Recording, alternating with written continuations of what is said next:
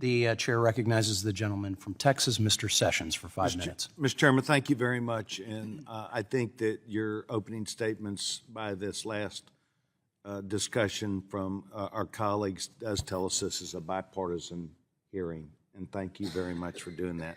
Mr. Thomas, can you give us more information about how the Iranian accounts work, and are they special purpose accounts? So these accounts really go back to 2012.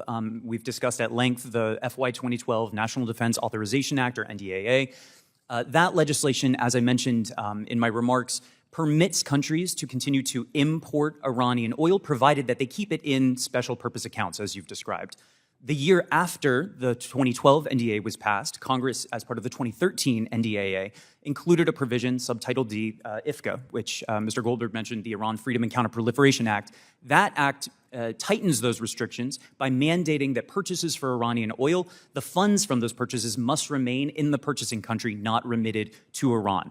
The conditions that govern the restrictions on those accounts are prescribed in U.S. law and U.S. regulation, namely that they must be used for bilateral non-sanctioned humanitarian trade that does not involve the Iranian government or Iranian entities. So, for example, funds in country X would be allowed to be drawn down to pay an exporter in country X to export humanitarian goods into Iran. Thank you. Gentlemen, I would like for each one of you to take a whack at the question about the Qatar relationship with Iran, because it appears as though, from what I see, we do favorably count on Qatar and their relationship not only with us as a host country, but also as an intermediary. Can you please discuss that first, Mr. Goldberg? I'll have you first.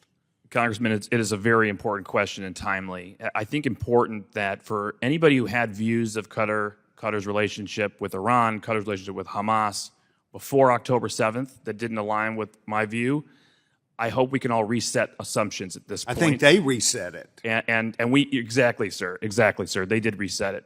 And any sort of hostage negotiations that are going on, if there's a hostage exchange today, I hear perhaps of some release of some women and children, we want to have everyone back that we can. We want all hostages released. But to understand that Qatar is playing us, it's the arsonist playing firefighter at this point and coming to our rescue. Oh, as we continue to host Hamas in our country, as they host a summit between the Iranians and Hamas after October 7th so they can coordinate in Doha the day after Secretary Blinken goes, while they continue to have financial channels, while Al Jazeera is spitting out horrible anti-American hate, incitement to violence, pro-Hamas propaganda.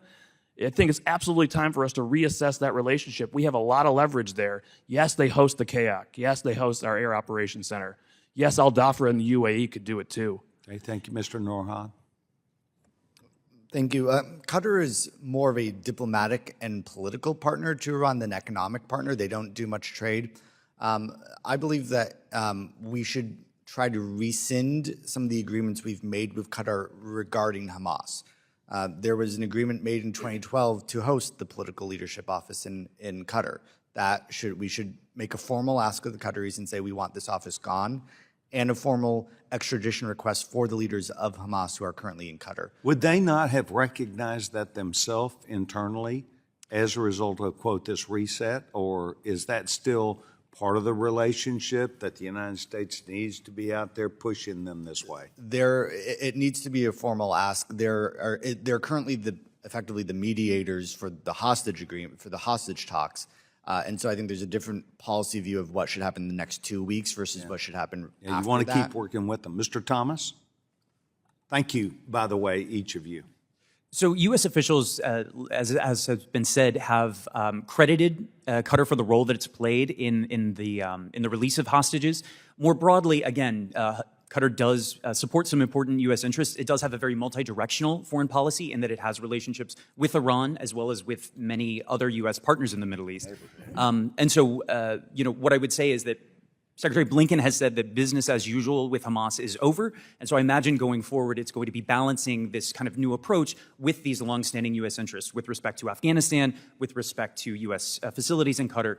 And this, I imagine, is going to be a place where Congress can play a role in overseeing what the administration's path with Qatar is going forward. Gentlemen, thank you very much. Mr. Chairman, I would encourage us, as I know you will do, consider the region that we don't live in, but that we have vast interest in. And thank you very much. Thank you for your service to our country. Gentleman's time has expired.